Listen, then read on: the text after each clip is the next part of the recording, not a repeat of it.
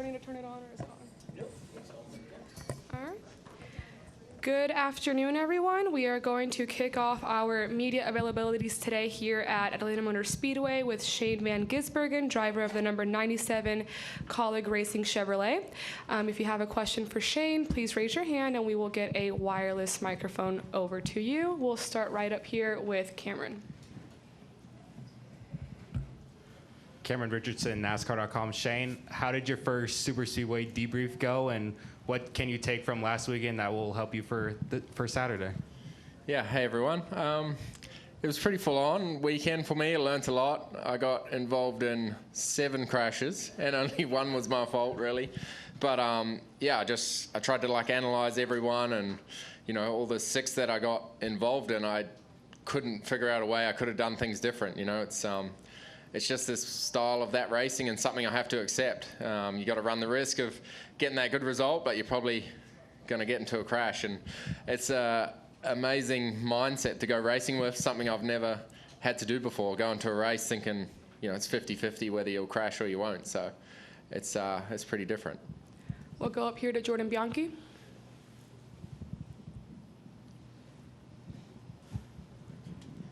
Jordan Bianchi, The Athletic. Going into Daytona, did you have certain ideas of what you thought what it was going to be like, and then did those preconceived notions change at all? Not really. I try never to have any expectations. I did as much study as I could, got a lot of advice from good people, but until you feel when you're out there and, you're going 3 seconds a lap faster when you're in the pack, and when you're the 4th or 5th car, there's just no air, and you're sliding around like crazy. It's like drifting into the corners at 300. Or 180, whatever it is in your language, but it's it's a crazy feeling, and until you feel it, you don't really know. And obviously, Daytona and Atlanta are different, but there are some similarities. So, what did you feel like you learned from Daytona that you could apply this weekend?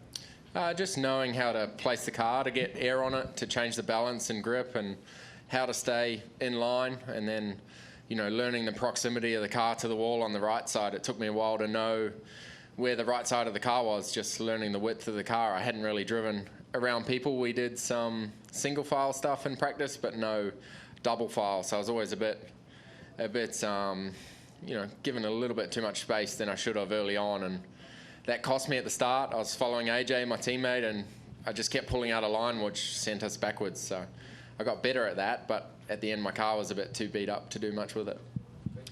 Let's go up to Bob Pockris.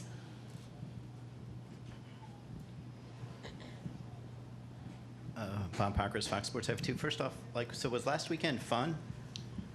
One of the races was, the other wasn't.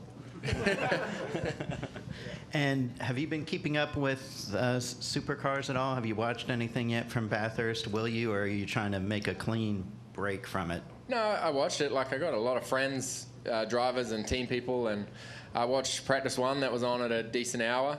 And it was a weird feeling, it's been 17 years of driving out pit lane with all those people. So, yeah, it was a shame to miss it, but I guess, I had fun. I feel like I belong here. I feel like I've definitely done the right thing for my career and racing enjoyment. So I'm not missing it, I don't feel like.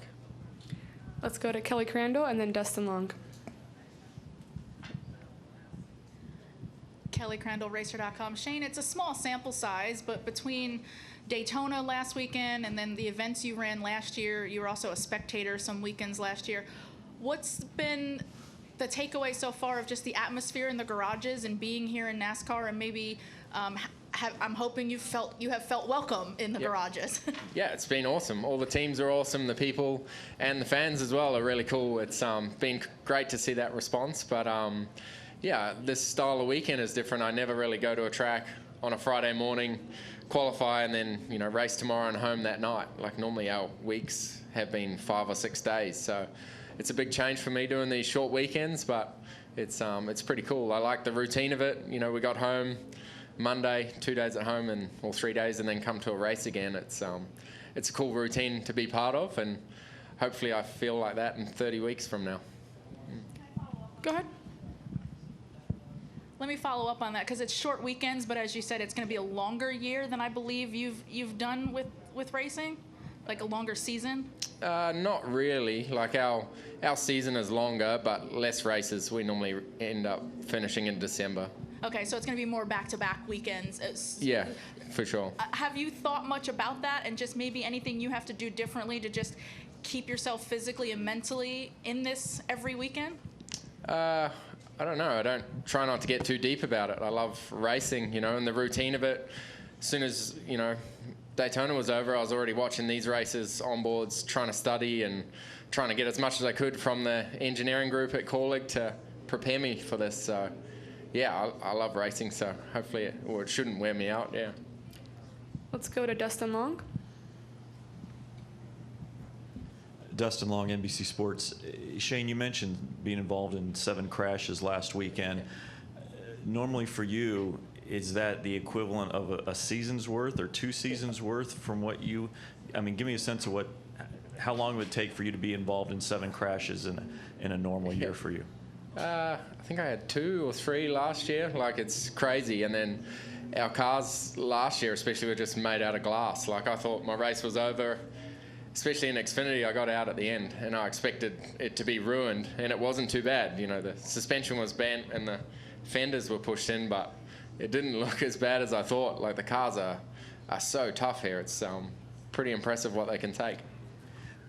And what is that? You mentioned earlier just the different mindset. What is it like to have that mindset, that idea? Because obviously, when what you raced, that was never much of a thought, and it has to be a little bit more of a thought. You see the highlights of some of the big hits, knowing you're going to do that, or that could be, that could be your situation. How do you shape your mind for something like that?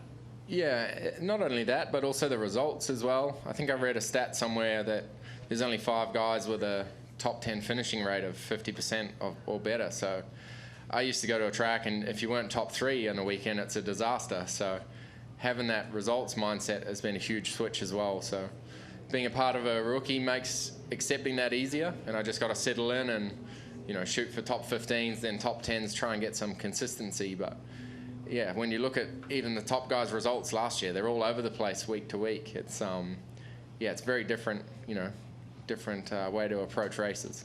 And one last thing is, obviously Daytona 500 is the biggest event for the stock car series. You've somebody coming over, and so there was a new experience. The sport's growing, trying to reach more international superstars to potentially come over for the Daytona 500. How do you talk to anybody that would be of interest in it? Because I'm sure that their first thought would be, why do I want to race in this? Because I got a 50% chance of crashing. How might you talk somebody through, another international superstar like yourself?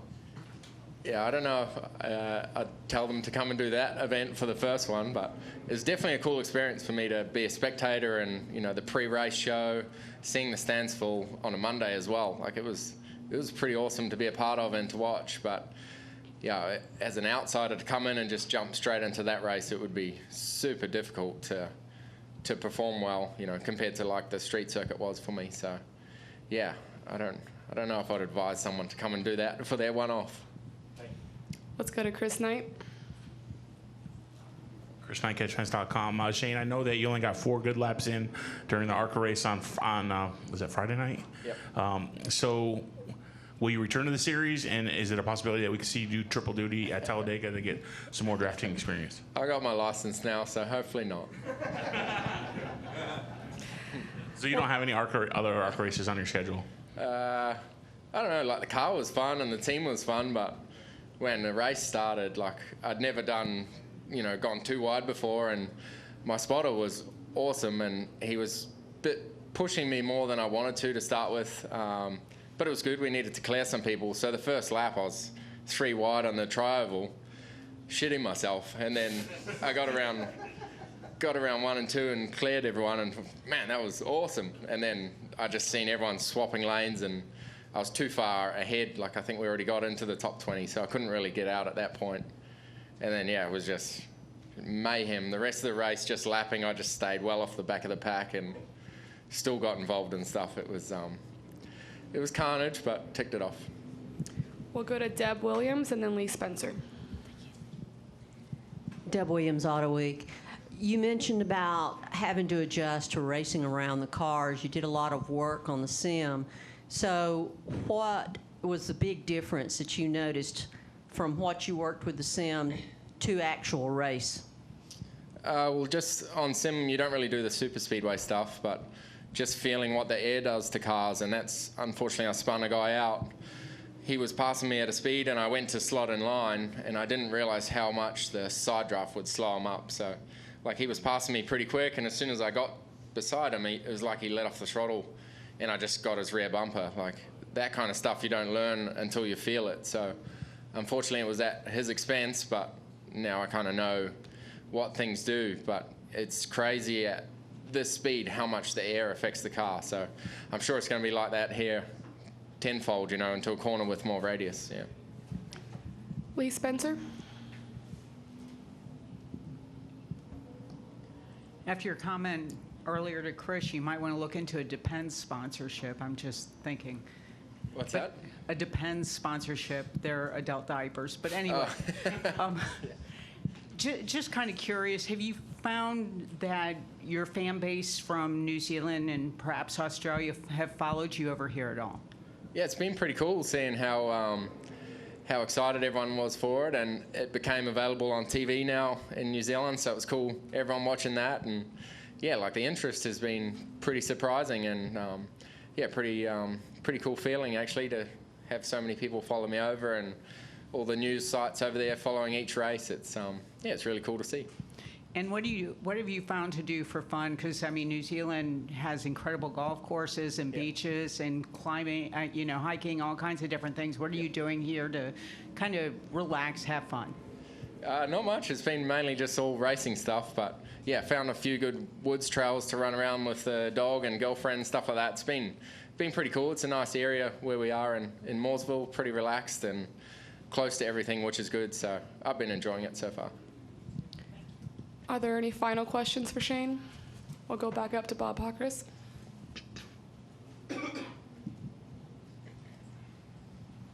I know you did the one race at IRP, but was that the most racing you'd ever done at night? And was that any different for you? No, I've done the Rolex and Le Mans 24 before, so done a fair bit of racing at night. But I'd never started one like last Friday at 11 or whatever that was. Yeah. All right, thanks for the time and good luck this weekend. Thank you. Thank you.